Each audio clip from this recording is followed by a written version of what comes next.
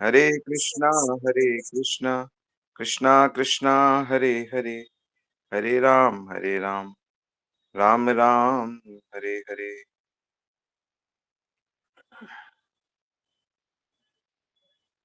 हरे कृष्णा। सभी का बहुत बहुत स्वागत है नृत्य श्रवण की कथा में। और आज हम मीराबाई के द्वारा लिखे हुए कुछ एकाध गीत की चर्चा करेंगे। मीराबाई को तो सब जानते ही हैं। बचपन में ही मीराबाई जब एक छोटी थी, राजकुमारी थी वो।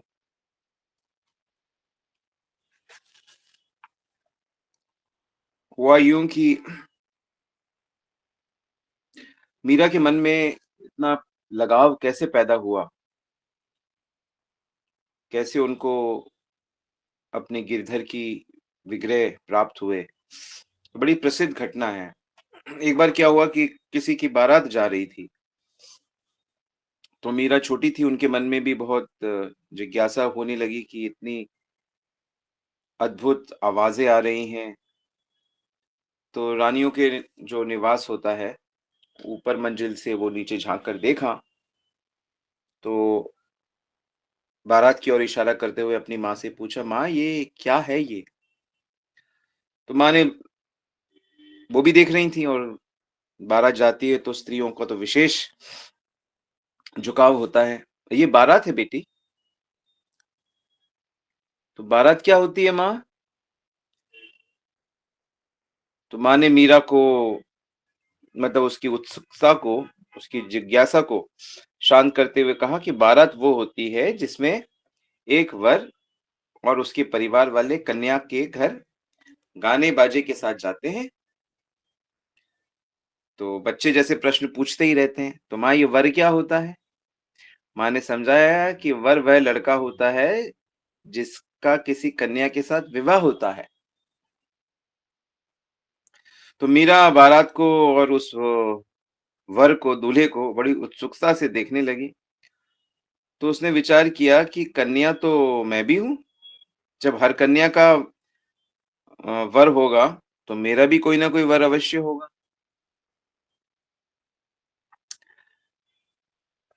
तो मीरा ने निश्चय किया कि माँ से एक बार और पूछ लेती हूँ कि माँ मेरा वर कौन है?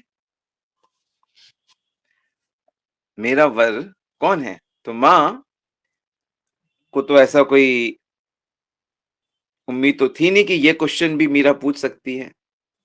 अब क्या उत्तर देंगी भोले-भाले प्रश्न का? बार-बार कह रही थी, माँ मेरा वर कौन है? मेरा वर कौन है? तो इतनी परेशान हो गई माँ कि कमरे में उन्होंने गिरधर गोपाल की विग्रह देखे। तो उनके मन में एकदम से विचार आया, और उन्होंने गोपाल की मूर्ति की तरफ इशारा करते हुए कहा, ये ही तुम्हारा वर है। माँ तो तंग हो रही थी।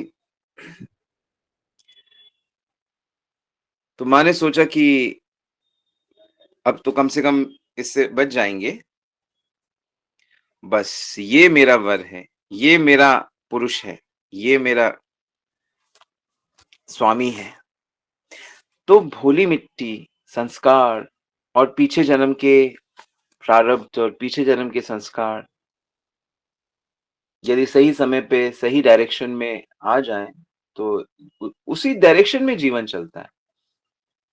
मुझे याद है कि मैं जब छोटा था, तो मेरे दादाजी, जो गौड़िया वैष्णव दीक्षित थे, वो भक्ति सिद्धांत महाराज के एक डिसाइपल थे, श्रमण महाराज, जो उस समय के डॉक्टर थे, एमबीबीएस डॉक्टर थे वो। मेरे दादाजी उनके शिष्य थे। मेरे दादा, मेरे दादी मायापुर में। तो मुझे याद है कि बचपन में मेरे दादाजी, जब मैं बहुत छोटा था, क्लास फर्स्ट में या सेकंड में पढ़ता था, तो साइकिल में बिठाकर, मास्टर जी थे, स्कूल में पढ़ाते थे, तो मुझे, जब हम लोग उनके यहाँ जाते थे गाँव में,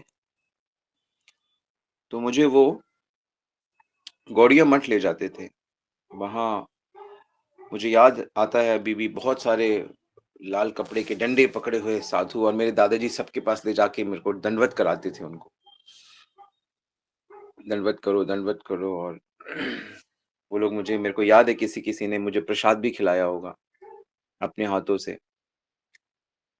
तो जब हम छोटे होते हैं और उस समय का जो हमारा माहौल होता है, वो हमारा संस्कार बना देता है।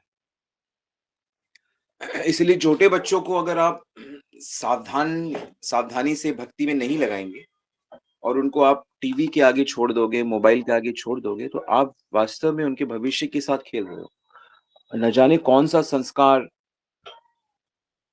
उनके जीवन में पड़े। तो ऐसा कई बार मेरे दादाजी ने मेरे को ऐसा माहौल दिया, और वो नाम जप भी करते थे, तिलक धारण करते थे पूरे शरीर में, 12 तिलक लगाते थे। वैष्णवों को 12 तिलक लगाने चाहिए। तो वो भी मैंने बहुत करीब से देखा, साधुओं को देखा। तो वो संस्कार कहीं न कहीं पड़ गया। फिर शहर में पढ़ाई और कॉलेज, यूनिवर्सिटी, पर वो संस्कार बहुत डीप था, इसलिए मेरे को हमेशा साधु अट्रैक्ट करते थे, स्पिरिचुअल बुक्स अट्रैक्ट करती थी, सत्संग अट्रैक्ट करता था। समय तो मिलता नहीं था, स्कूल के बच्चों को कहाँ समय मिलता है। पर धीरे-धीरे जब मौका मिला, तो भगवत कृपा से ये सिद्धांत समझ में आ गया कि असली में जीवन जीवस्य तत्व जिज्ञासा। जीवन परम सत्य को जानने के लिए, जीवन कृष्ण से प्रेम करने के लिए है। तो मीरा जी के जीवन में भी उनकी माँ ने जब सही समय पे उनको बचपन में बता दिया, तो मन ही मन उन्होंने गिरिधर गोपाल को अपना आराध्य मान लिया।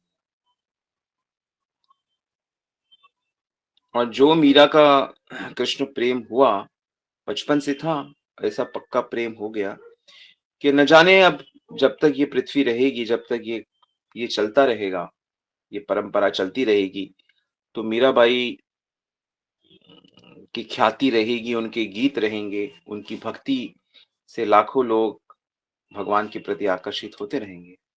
उनका विवाह भी हुआ एक राजा के परिवार में, लेकिन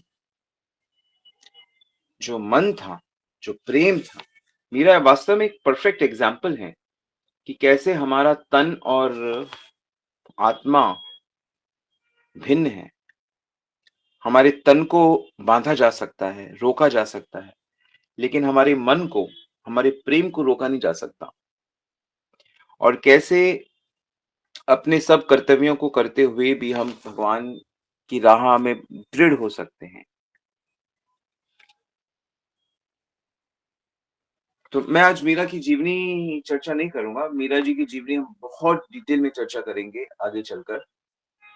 सही समय आने दीजिए। ऐसे बहुत-बहुत वैष्णवों का जीवनी है जो मैं सोच रहा हूँ कि धीरे आगे करेंगे, और बहुत ही अद्भुत प्रेरणा उससे हमारे जीवन में मिलेगी। आज तो मन कर रहा है कि उनके 1-2 गीत की चर्चा की जाए। जैसे ये बड़ी फेमस घटना है वृंदावन की, कि उस समय जिस समय मीराबाई थी और वो वृंदावन आके रहने लगी थी, तो नेचुरली कोई भी वृंदावन आएगा। उस समय वृंदावन में इतनी भीड़ भी नहीं थी, कुछ एक मंदिर थे, वृंदावन पूरा वन से भरा हुआ था।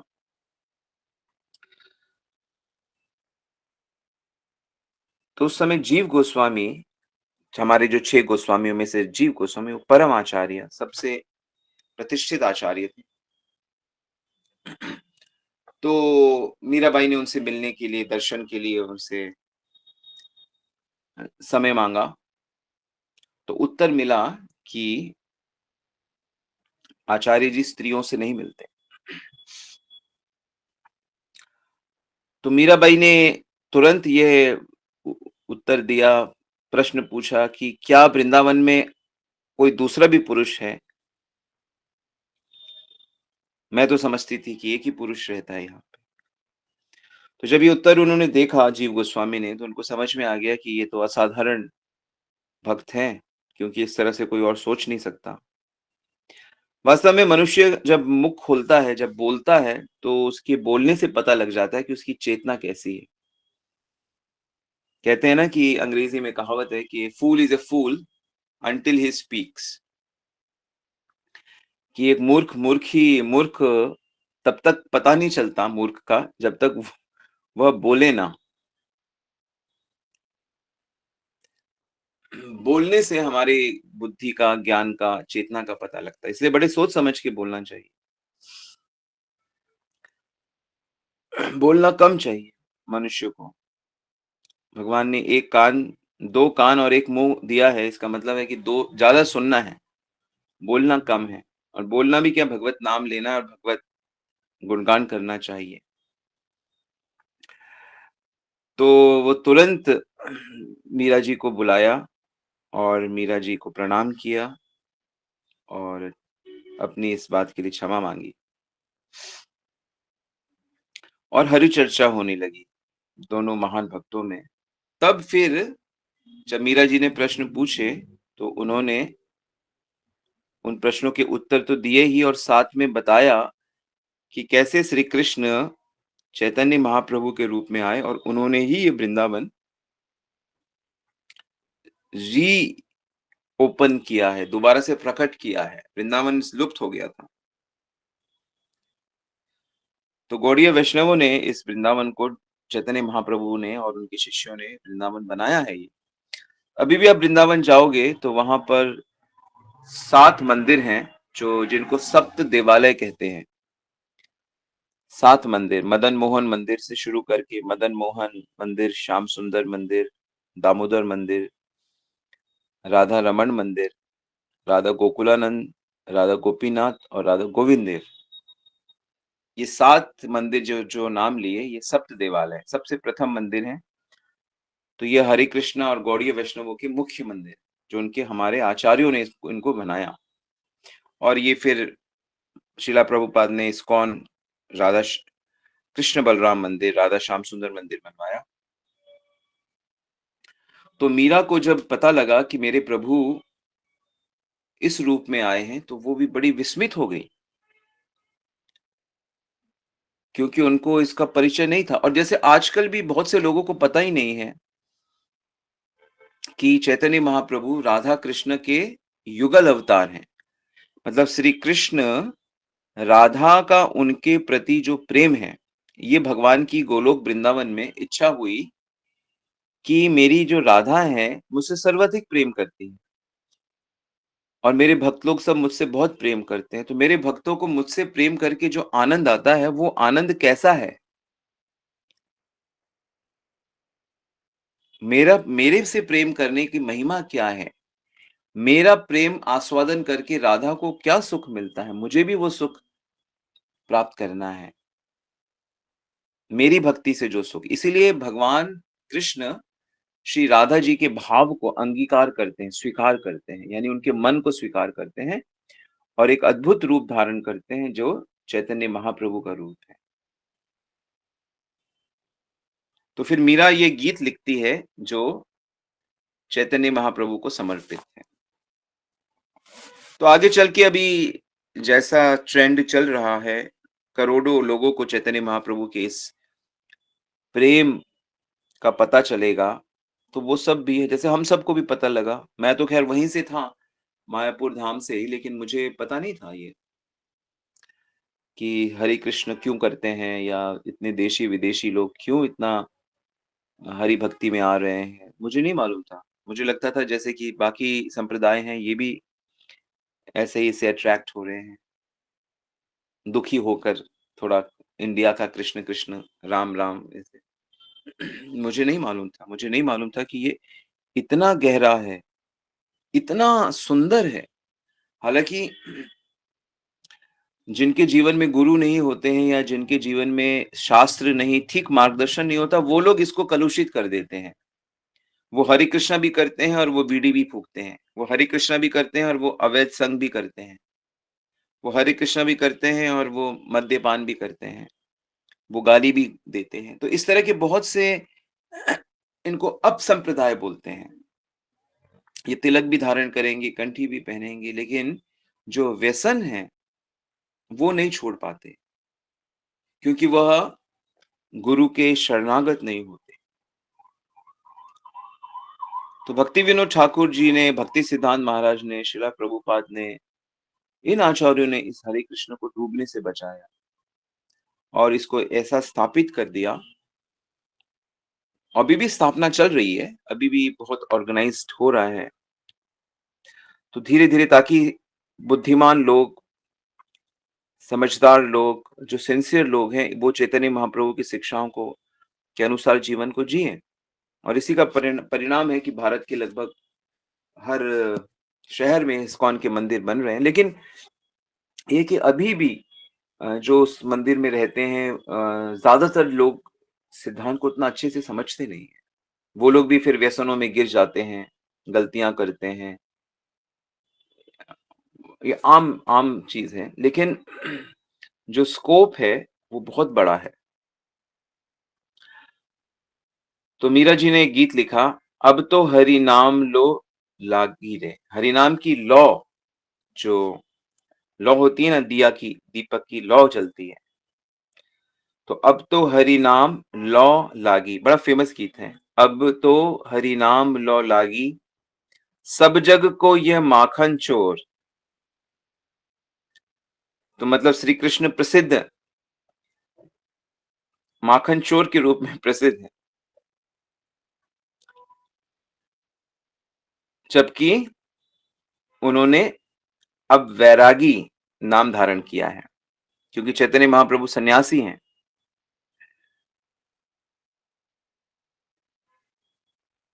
उन्होंने केशव भारती से सन्यास धारण किया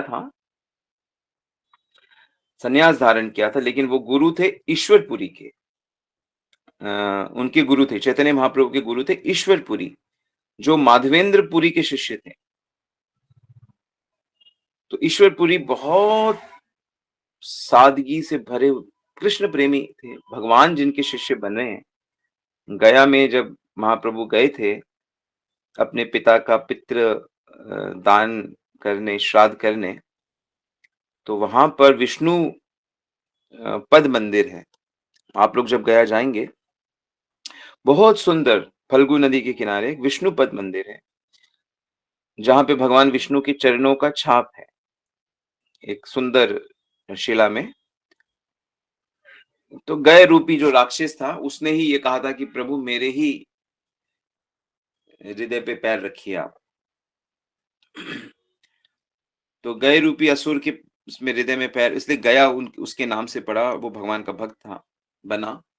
और भगवान विष्णु के उन चरणों को देखकर चैतन्य महाप्रभु के अंदर कृष्ण प्रेम जागृत हो गया। तब वहां पे ईश्वरपुरी उनको मिले थे, और वहीं पर ईश्वरपुरी की शरण उन्होंने ली थी। महाप्रभु ने कहा कि वो उन्हें शिष्य रूप में स्वीकार करें और उन्हें भक्ति दें और प्रभु का नाम दें। तो फिर हरे कृष्ण मंत्र के साथ गोपाल मंत्र आदि आदि कई मंत्र महाप्रभु को दिए गए।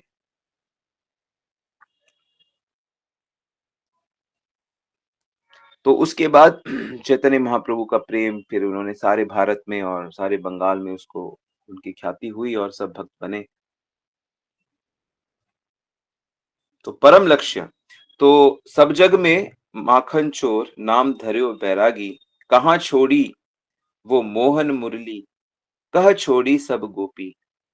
तो मीराबाई इस तथ्य को समझ गई कि चैतन्य महाप्रभु श्री कृष्ण है, साक्षात श्री कृष्ण है, और कलयुग में उनके उनके संरक्षण में ही कृष्ण भक्ति, कृष्ण प्रेम की प्राप्ति होती है। तो कह रही, कहाँ छोड़ी आपने अपनी वो मुरली और वो गोपियां, मूड़ मुड़ाई डोरी कह बांधी, माथे मोहन टोपी। अपना सर मुड़वा लिया आपने, और न जाने ये कैसी डोर, ये जो डोर बांधते हैं ना, जो जनेऊ होता है, और आपके सर पे वो मुकुट भी नहीं है, जो आपकी एक विशेष आपका मुकुट होता है। कहाँ छोड़ दिया आपने, कहाँ छोड़ दिया आपने ये सब। मातु जसुमती माखन कारण, बंधियो जाको पाओ, श्याम किशोर भय नव गौरा, चैतन्य ताम को नाव। कि माखन चुराने के कारण माता यशोदा जिनके पैरों को बांध देती थी, कृष्ण बहुत बंधते रहते थे। कभी ओखल से बंध रहे हैं, कभी वृक्ष से बांधे जाते हैं, कभी खंबे के साथ बांधे जाते हैं, कभी सखाओं के साथ ही मैया बांध देती थी। क्योंकि गोकुल में गैया इतनी होती थी, रस्सियाँ की कोई कमी नहीं थी। तो कृष्ण बंधना चाहते हैं वास्तव में। कृष्ण कह रहे हैं मुझे बांध लो, प्रेम की रज्जू से बंधते हैं लेकिन। प्रेम की रस्सी से बंधते हैं भगवान। भगवान को कोई रस्सी नहीं बांध सकती।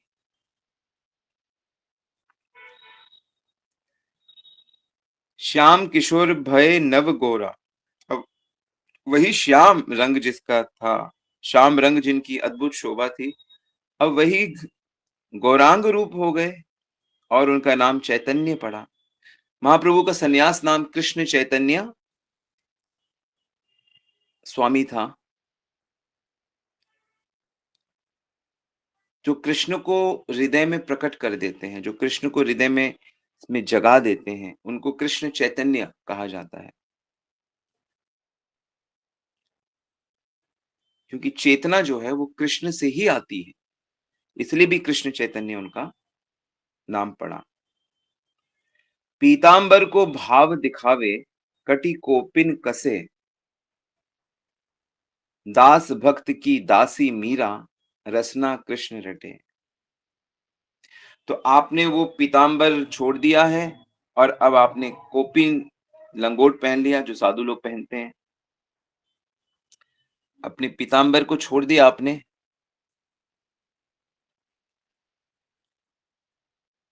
लेकिन ये मीरा तो अपने भक्त आपके भक्तों के दासों की दासी है। तो ये देखिए ये गीत क्या है वास्तव में? ये कुछ नहीं, ये प्रेम के भाव हैं। जिनको भगवान से प्रेम हो गया है, जिन भक्तों को, और प्रेम होने पे ना भक्तों के अंदर एक कवित्व शक्ति भी आ जाती है। भक्तों के 26 गुणों में एक गुण है कवित्व का, और ये कवित्व का गुण बहुत कमाल का गुण है। आप जानते हैं क्यों? क्योंकि ये जो कविताएँ हैं, ये युगों-युगों तक रहती हैं। आज मीरा माता 500 साल पहले इस धाम में थी, इस धराधाम में मतलब प्रकट लीला में थी। तो 450 500 साल पहले उन्होंने उनकी लीला हुई और उनके गीतों के माध्यम से वो बिल्कुल भी जैसे कि प्रेज़ेंट टेंस में।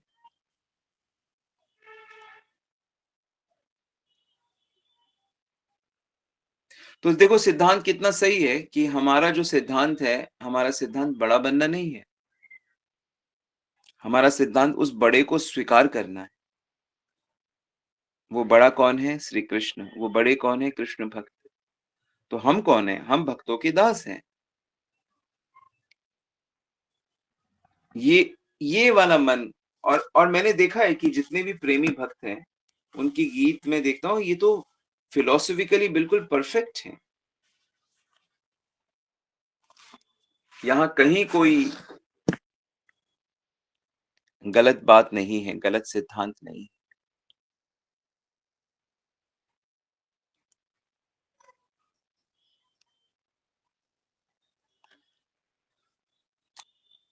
तो सुंदर गीत है, बड़ा सुंदर।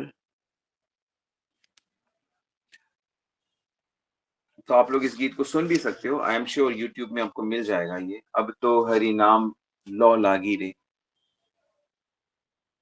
सब जग को माखन चोर, नाम धरियो बैरागी रे। सो हम प्रार्थना करते हैं मीराबाई से, मीरा माता से कि हमें भी वो आशीर्वाद दें,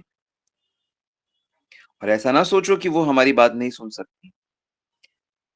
जब कोई जीव भगवत भक्ति करके, हालाँकि मीराबाई के बारे में कहा जाता है कि वो गोलोक से ही एक विशेष लीला करने आई थी, क्योंकि एक बार ऐसा कहा जाता है कि एक बार श्री कृष्ण के गाँव में एक लड़की ब्याह कर आई, तो कृष्ण अपने सखाओं के साथ उसको देखने के लिए गए। तो उसकी सास ने सिखा दिया था कि ऐसा एक काला छोरा आएगा, उसको अपना मुख मत दिखाइयो।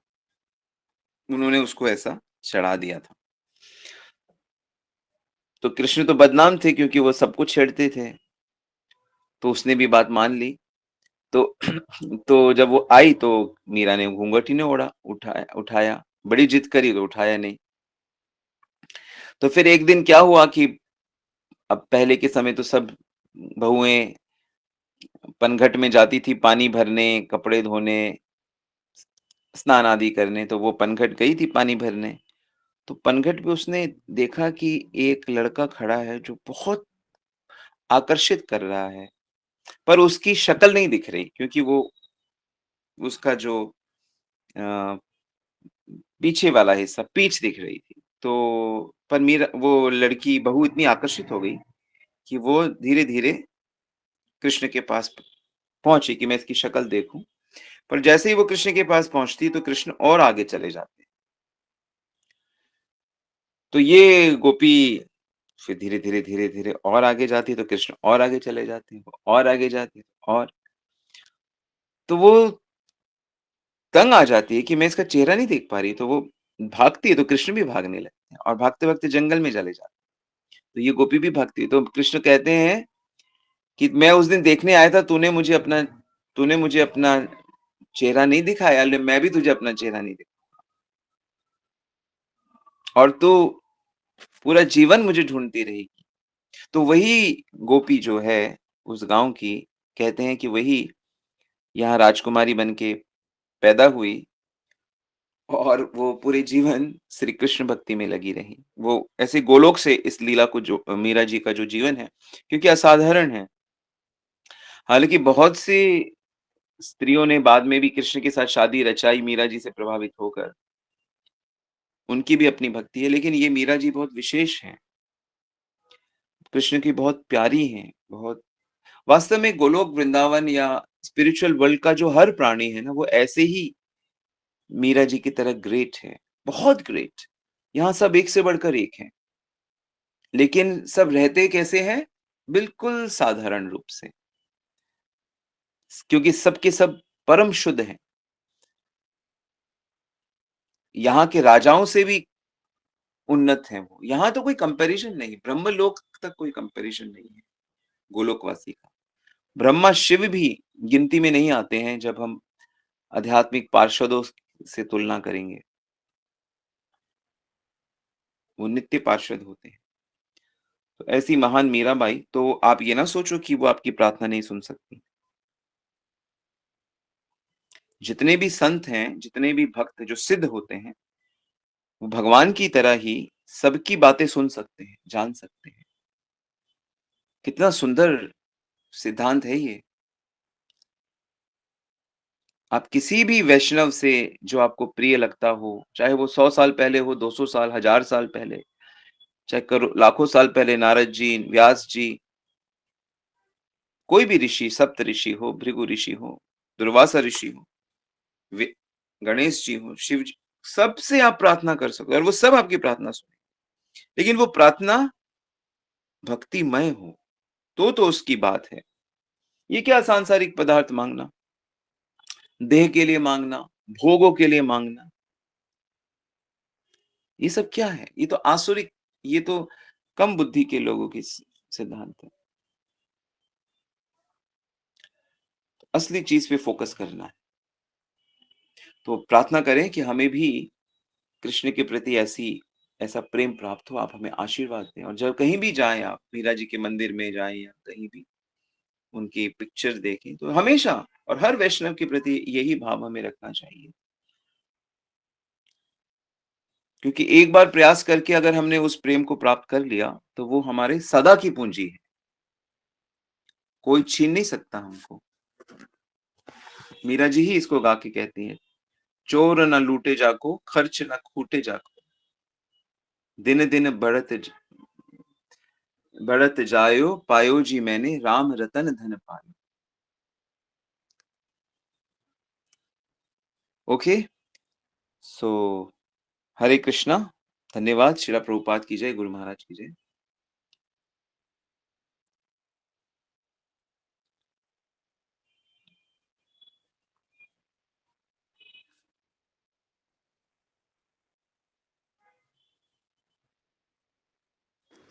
हरे कृष्णा प्रभु जी, दंडवत प्रणाम। हरि बोल। यस। प्रभु जी, जो मीरा जी है वो गोलोक से आई है, मतलब वो जैसे हम लोग भक्ति करते हैं, हरे कृष्ण जपते हैं, तो हम लोग गोलोक ही जाएंगे कि वैकुंठ जाएंगे, साकेत धाम है, तो कैसे जहाँ कैसे लोग जाते हैं? जहाँ का भाव होता है, जिसके प्रति प्रेम होता है, मद भक्ता यान्ति जनोपि माम। भगवान कहते हैं, देवान देवतो यान्ति पितृ यान्ति पितृवितान भूतानि यान्ति भूतिज्य मद भक्ता यान्ति जनोपि माम। तो जिसका इष्ट जो है, जो राम जी के प्रति प्रेम विकसित कर रहे हैं, जो विष्णु जी के प्रति प्रेम विकसित कर रहे हैं, जो कृष्ण के प्रति या द्वारकाधीश के प्रति, तो जिसका जैसा भाव है वही उसका डेस्टिनेशन होता है। तो हमारा भाव किस तरफ हम लोग फोकस करते हैं? हरे कृष्ण भाव है, वृंदावन कृष्ण। तो इसलिए वृंदावन हमारे लिए सर्वोच्च धाम है। हम वृंदावन के भक्त जैसे कृष्ण से प्रेम करते हैं, जितनी निकटता से प्रेम करते हैं। देखो, हर व्यक्ति, एक व्यक्ति है, उसको हर कोई प्रेम कर रहा है, सम्मान कर रहा है। एक कोई मान लो प्राइम मिनिस्टर है, तो उसको नौकर भी है, उसका प्राइम मिनिस्टर के मित्र भी हैं, माँ भी है, भाई भी है। अब हमारे प्राइम मिनिस्टर तो एक्सेप्शन है, पर मान लो पत्नी भी है और बच्चे भी हैं, तो सबका वो निकटता होती है। तो वृंदावन के जो वासी हैं, वो भगवान से इतनी निकटता है कि वो भगवान के ऐश्वर्य को मानते ही नहीं। बिल्कुल हम जैसे ही हैं भगवान, नित्य, हमेशा के लिए। तो जिसका जैसा इष्ट है, जैसा भाव है, वैसे ही वो प्राप्त। ठीक है। तो मतलब हम लोग हरे कृष्ण जप रहे हैं तो हम लोग गोलोक ही जाएंगे ना? हाँ, अगर आपका वैसा भाव विकसित होगा तो।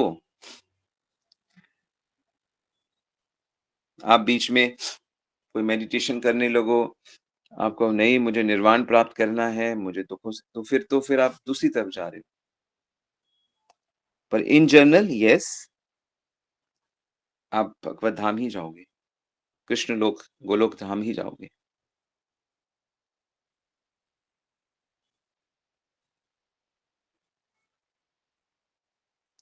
All right.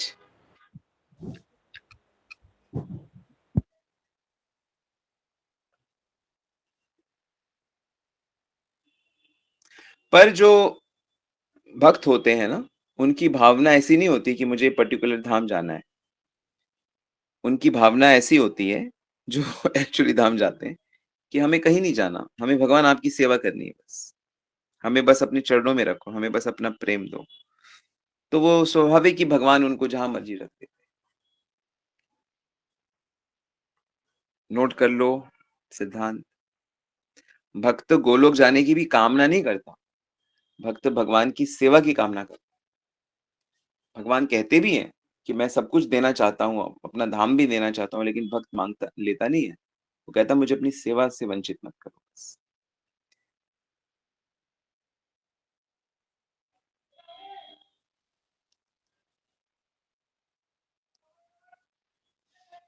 तो यह प्रश्न है, भगवान से प्रेम कैसे होगा?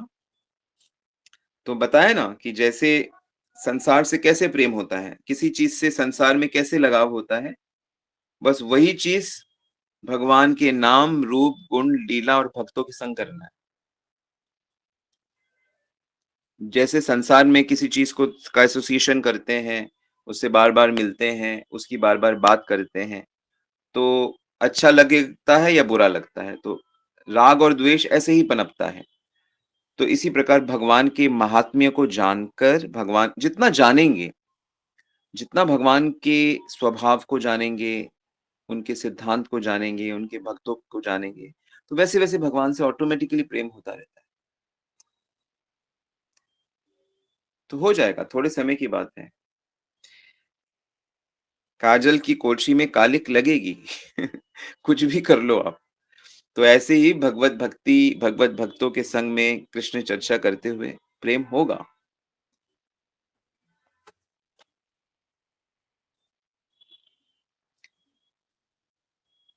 यही यही सिद्धांत है। बस ये है कि वही किताबें हैं, पर कोई बालक बहुत निष्ठा से पढ़ता है तो वो बहुत उन्नति करता है, और कोई जो इतना परवाह नहीं करता उस किताबों की, शिक्षकों की, मित्रों की, भोग विलास में रहता है, तो वो उस ज्ञान को नहीं प्राप्त कर सकता। तो चीज़ें वही हैं, लेकिन ये साधक के ऊपर निर्भर करता है कि वो कितनी निष्ठा से अपने गुरु की, वैष्णवों की, ग्रंथों की, अपने समय की महात्म्य को समझे। ठीक है?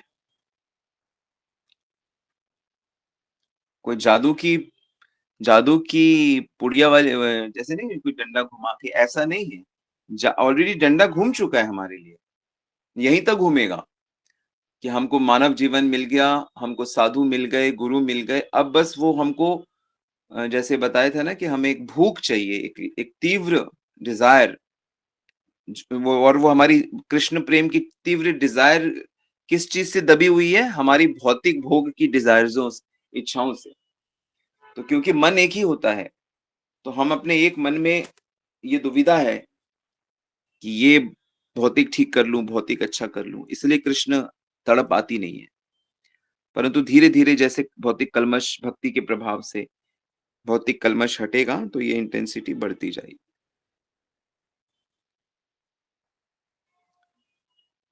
ठीक है?